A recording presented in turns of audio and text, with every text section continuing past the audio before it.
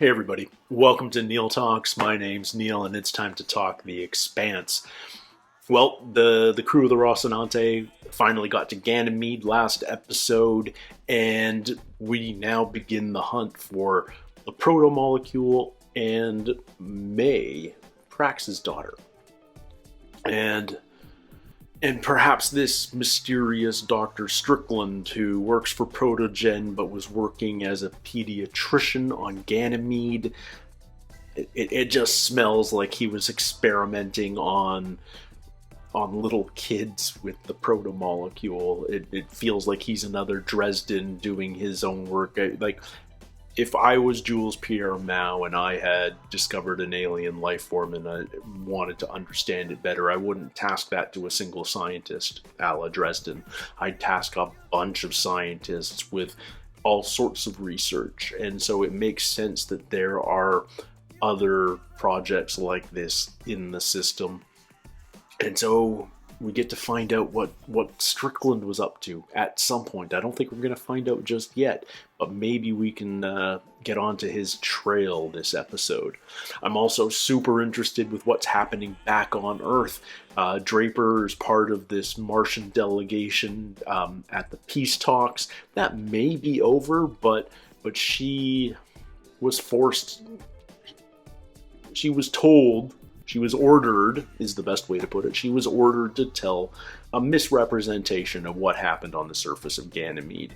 And certain people in the Martian delegation know what it was that was chasing those UN soldiers that the Martians witnessed. The thing that probably killed the rest of Draper's unit and attacked Bobby. What was it? It feels proto-molecule related. But Christian's on the case now, and if anyone's going to find out anything, it's going to be Christiana Vassarala, because that woman is tenacious and intelligent as F, and goddamn is she a cool character. I love this show for the characters that are so freaking interesting. The characters that I'm most intrigued by these days are not the ones that are the prototypical heroes of the story. I'm fascinated by Draper's storyline right now. Love Christian and her mission to expose Mao, and she knows Aaron Wright was involved with Mao, but she's smart enough to not tear down her boss, at least at this moment. He's better in her back pocket, at least for the time being. But man, I would not want to end up on her bad side, because she could destroy anyone if she so chose.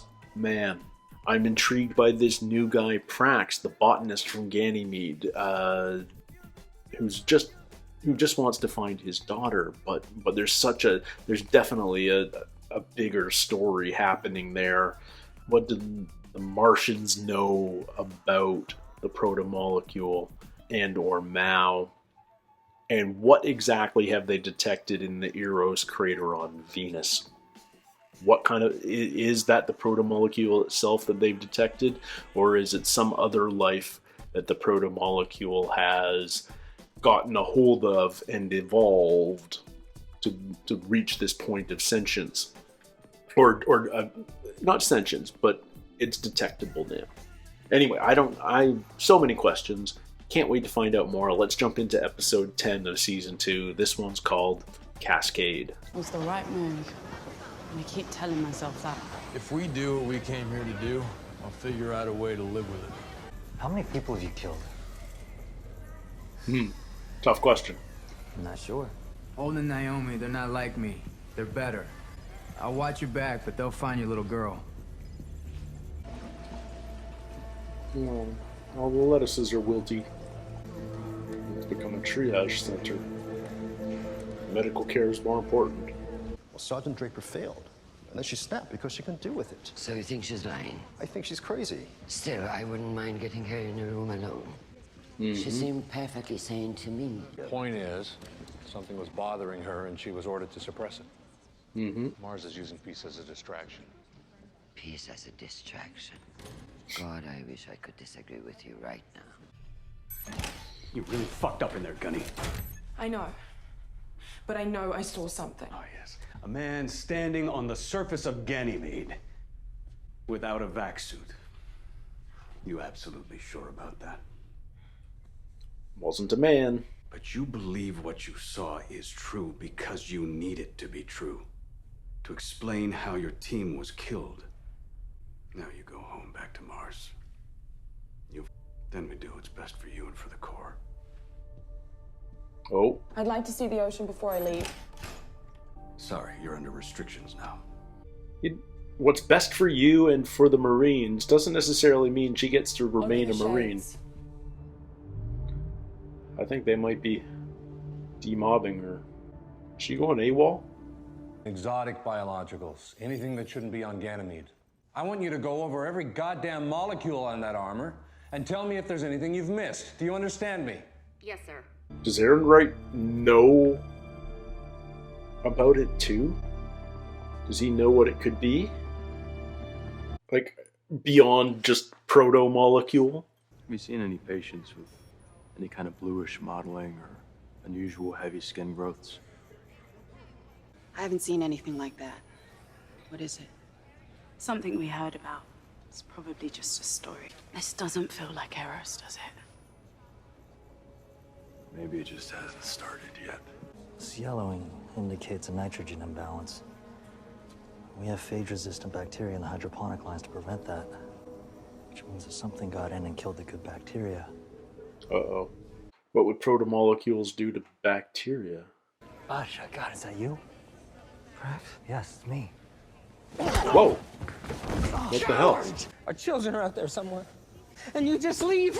You just... Oh. You done? You know where Strickland is? I don't know. Roma will know. He said that he could find control. But I didn't have enough chicken. Yeah, it sounds like a scam. I think she did see something on Ganymede. Something we're not supposed to know about. I believe that Ganymede was a test of a new weapon that Jules Pierre Mao is developing for Mars. You've been in contact with him? No. But I was aware of his weapons research. Yeah, he knows. Because I was working with him. Mm-hmm. You've known for a while. Ever since you had Frank de Graaf killed. You're the one who taught me that Earth must come first. And Eris, 100,000 souls. Did I teach you that? If I had known what was going to happen on Eros, I would have stopped the project and Jules Pierre Mao along with it. And you know that! Eris nearly destroyed this planet. You will have to answer for your part in that. And I will. But what we need to do right now is keep the system from burning down. Ehrenreich's coming clean, man. What more is there? Stupid plastic knives. Use the Purple Heart.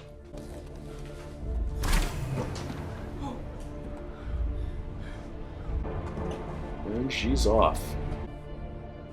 You've trained extensively in 1G. Can you make it on Earth?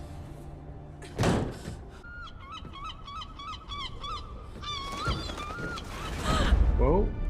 Oh, oh, oh, oh, oh! Oh, oh, oh, oh! Ow! Oh, okay. Man, she's tough. I feel like her bones wouldn't be up for that. There's some people in the station we need to find. Heard Roma's the man to talk to. Ah, in that case. Oh my god, look at all the stockpile. You got chicken? That's what I like. Gonna take a lot. You seem to be doing quite well for yourself. This guy just wants to find his little girl. We're happy to barter. What I want is chicken. No chicken, back of the line. Whoa! No! Stop! Amos! Stop it! He can't fight Maeve! You bashed his head in! What's wrong with you? Holy shit, Amos! I find little girl. Pro bono. Holy shit, Amos. Can't deny it's effective, but holy crap. Oh man. I live about 10 blocks from a tent city. It's hard to see in any era. Oh, nice little still. There's a lot of activity around Sergeant Draper's quarters. Because she's no longer in them. That is very interesting. Why would she run? I'm not sure, but I've learned not to look a gift horse in the mouth. Hate that phrase. You'll find her face. And as quietly as possible.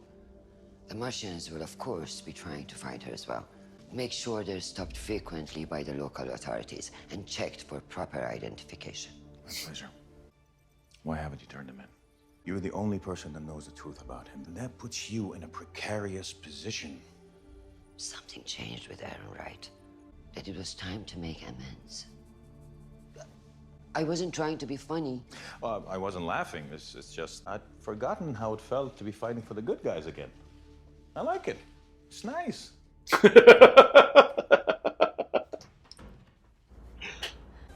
Excuse me, could you please tell me how to get to the ocean? Don't take it personally. The clinic stopped giving Peter his meds 2 months ago. But I can tell you how to get to the ocean. I don't have any script. You're Martian, aren't you? That obvious? It's the way you're walking. Like the sky might fall in on you. You'll have osteo-X. Give me what you can spare and I'll tell you how to get to the ocean. Why do you want it? I can trade that and get a month's supply of meds for the kids who've been exposed to radiation from the drive plant. And I can probably get a month's supply of the new chloroquine. So you're a doctor? I put myself on the vocational training list when I was 17 years old. I'm 52 now. Still waiting for my slot. I'm sorry. It's okay. Everything we've been told about Martians is probably garbage anyway. Millimeter at a time. Until your eyes are locked on the horizon. In a couple of weeks, your brain will forge the pathways, your inner ear will get the memo, and you'll be no different than an Earther. Thank you. Millimeter by millimeter. Look at this. A Martian learning that not all Earthers are terrible, and vice versa. And he's gone. Nico's Batman. I mean, she could have been taken off the moon too, right? I would have stopped him before it went too far. Every shitty thing we do makes the next one that much easier, doesn't it? How far are you willing to go to do the right thing, right? Pursuit of great, we failed to do good. You said you weren't a homicidal maniac. I didn't kill him. He's a bully. And where I come from, bullies take desperate young girls like your daughter. Some people deserve to be punished. When I learned the clinic had been destroyed, and when I had to accept that May was dead, I felt almost relieved. She was sick her whole life, and I couldn't fix her. Are you asking me to tell you that's okay? I know it's not.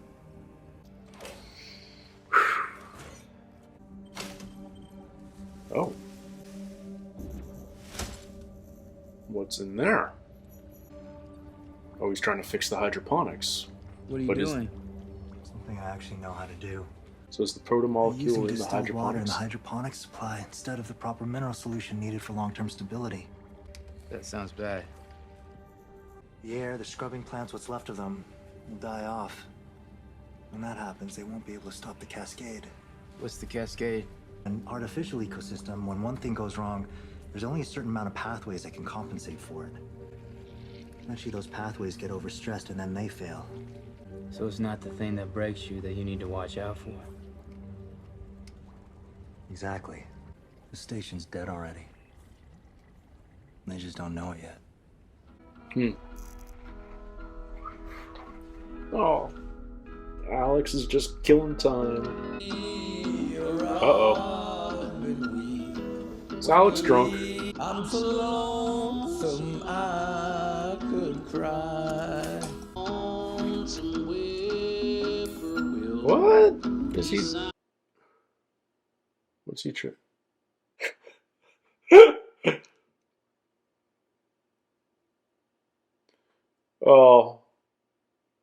What a fun shot.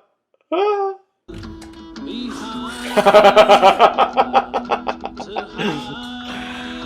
unauthorized ships entering or leaving the zone will be fired upon without warning. This is an MCRS priority alert. Okay, maybe he's not drunk. He's just bored. I find a little girl in the man. They be moving way away from the battle and where the mirrors fall. Those part of the station still be okay. That's oldest part of the station. No camera after that. But if you want to find her, that's where you gotta go. Okay. May lives. And Bobby sees the ocean.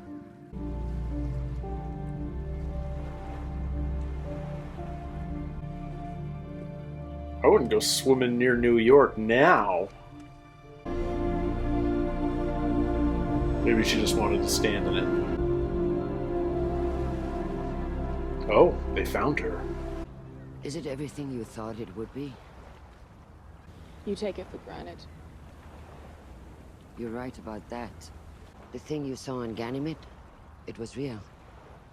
Here. This is what attacked you and your team, isn't it? Caliban. What a great name for it. A new type of weapon. It was being tested on Ganymede. Tested?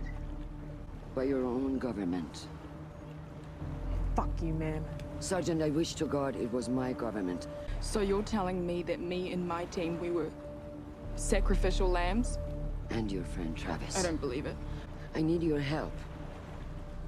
We need to go. Now. Project Caliban. So Mao and the Mao had to deal with the Martians.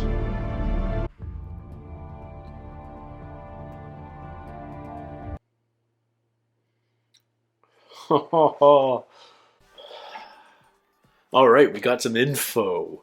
We've always been curious about how much information Aaron Wright really had about what Mao was up to, and now we kind of found out. And it's clear that Aaron Wright has chosen to betray Mao at this point. He's either feeling guilty about Eros, or he's realizing Christian is such a powerful adversary that he better make friends with her and come forward with the information voluntarily than be caught with it later. In any case, he turned over his information to Christian about this thing that we just learned is called Project Caliban, which is something that Mao was testing with the Martians. So this makes a ton of sense. So it means the Martians know about the protomolecule. At least some do. It's probably not widespread knowledge, but some people in the Martian government and the Martian military know about the protomolecule, because it certainly looks like Caliban is some sort of human protomolecule hybrid. The next stage in human evolution, or whatever you want to call it. We know it can at least walk the surface of Ganymede without a vac suit. So, yeah. How many Calibans are out there? This explains the drones. These were clearly unregistered but Martian drones that were monitoring the scene. It makes me wonder why they kept Draper alive, because Caliban was over her, she was injured, she was leaking out, the drone was overhead, there were no other witnesses. They could have killed her, but they decided to keep her alive for some reason, just for this moment here of we need a witness that can talk to tell Earth what happened, that we can use for telling the story. We need a survivor. Maybe that's all it is. But I love all the time we spent with Draper in this episode. Just she wants to see the ocean. I understand her prejudices against Earth. We have all these resources, all these natural gifts, and we not only do we not appreciate them, we actively pollute them and destroy them. It's enough to drive somebody who's so desperate to foster life on another planet. It would just drive you insane, make you so angry at our ignorance but she still wants to see it because she's never seen the ocean. She's never even walked in an open atmosphere. She's never seen a blue sky above her head.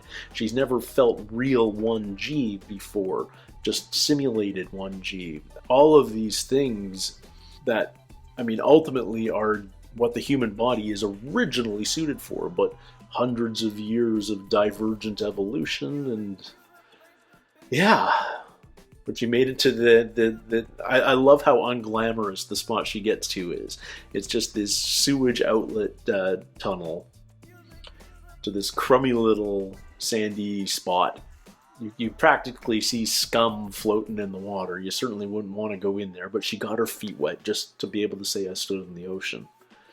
I love that birds freak her out, because of course they would. Just wild animals. Every life form on Mars is probably closely monitored and cared for and bred, all the rest of it. She has this exposure to the vast majority of the Earth or population who are just on basic... Yes, technically they're given food and medicine and stuff, but there's just not enough opportunity. There's too many of us. There's not enough jobs out there. Nico, the guy we met who wanted her bone medicine, wanted to be a doctor when he was 17, and he's still on the list 35 years later. That's insane and terrible and a shame, but if Earth doesn't need more doctors, then why waste the resources training somebody? Yeah, I mean, it's certainly not an appealing future, but I could see it going that way. I could certainly see it going that way. I love that we finally got Christian and Bobby together having a private conversation, and even though there's a lot of distrust there, Christian's such a powerful communicator. I feel like she didn't bring Bobby around to her way of thinking, obviously, but she at least planted a seed there that maybe Mars isn't all good and Earth all bad, and maybe you can't trust some of the people in the Martian military and some of the people who are telling you to do what they've been asking you to do, Bobby. I want to see these two women join the Rocinante, really, is what I want, what it boils down to. I want all our main characters on board this ship fighting the proto-molecule everywhere in the system. I feel like eventually maybe we're going to get there. I don't know. Christian's so useful back in UN headquarters, but I want to see, because she's such a fascinating character, I want to see her interact with our crew. I want to see her have a drink with Amos and shoot the shit. I want to have her communicate, have a conversation with Alex, the ex-Martian, about who knows what, about anything, frankly. I feel like she's just such a fascinating character. I want so many scenes with her. And up to now, we've really, I mean, we see her in her forte in the political arena, but so many of her scenes have been with the generals and the admirals and Aaron Wright and the Secretary General. They're the same people all the time. And I love these opportunities where, you know, maybe it's as simple as a message that she sends to Holden or to Fred Johnson, or this conversation that we got with her and Gunny. It's just show me more Christian Avasarala, because love her. She's great. And we explored Ganymede a little. It's clinging to life, but it's about to cascade, as Prax puts it. The ecosystem is going to crash because good bacteria is missing from the water, which means the air scrubbing plants aren't doing their job and are dying. And when the air scrubbing doesn't happen, I can only imagine everything starts to fail rapidly. So you almost have to rebuild completely from scratch. I was worried there for a while that the proto-molecule might have found its way into the water system or something, but it doesn't seem that that's what it is. It feels like what's the proto-molecule on Ganymede, very unlike Eros. It's a human unleashed experiment. It isn't sort of what we saw in Eros was natural infection, for lack of a better word. Julie Mao brought a little bit of the proto-molecule back with her from the Anubis to Eros. It spread, it infected her, it spread throughout the station from there. What we've got on Ganymede is something else. It's not a natural a naturally occurring infection. It's an experiment. Mao gave the Martian military some proto-molecule to do experiments with. Maybe Strickland was involved with that? I don't know, but wouldn't be surprised if he was.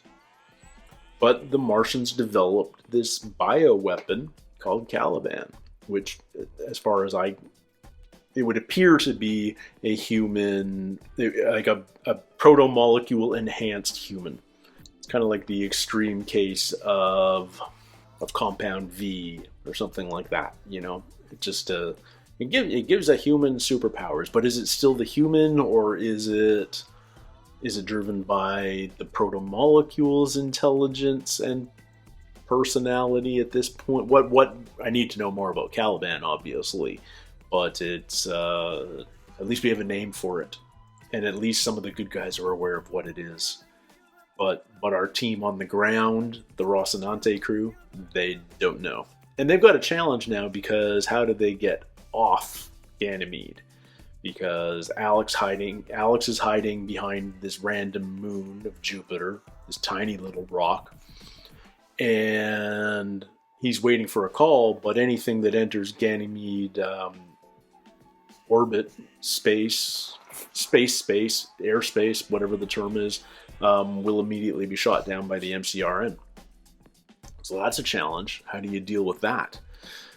Anyway, plenty more to happen this season. I'm curious. We've got 3 more episodes this season, but are we building to a conclusion at the end of this season? Or because this is book 2, and I don't think we're near to concluding book 2, do we just leave with a cliffhanger and carry on this same Ganymede Caliban story into season 3? In any case, I am loving this show. It's so much fun. It's entertaining as heck, but it remains super thought-provoking and intelligent. The characters are amazing. They're so well written. But I love the ambiguity, the questions of morality that are constantly posed, but none of it's preachy. It's like Naomi and Holden, their conversation. It's like every time we do something bad in the pursuit of good, it makes it easier to do the next bad thing. It's okay to beat this guy to get information out of him. It's okay to have accidentally caused the death of this guy on the weeping somnambulist, because the aid remained on Ganymede where it's needed. You can justify a lot if you put yourself through those mental gymnastics, but at what point are these morally questionable acts too much, even if you're doing them for the quote greater good? Or is it always morally justifiable if it's for the greater good? I don't have the answer for that. I'm certainly not a philosophy major. It's just a super interesting question, and that's one of the reasons I love this show, because it makes you think about stuff like that, and not necessarily have a quick, easy answer. Sometimes you're just like, I don't know what I would do in that situation, and I'm kind of super grateful that I'm not in that situation, but I'm going to be thinking about that situation for the rest of the day. Thank you so very much, you evil writers.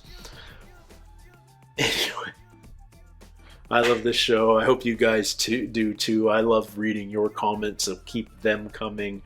Don't forget to like and subscribe if you haven't already. And until next week, everybody, take care, stay healthy, and we'll see you soon. Cheers.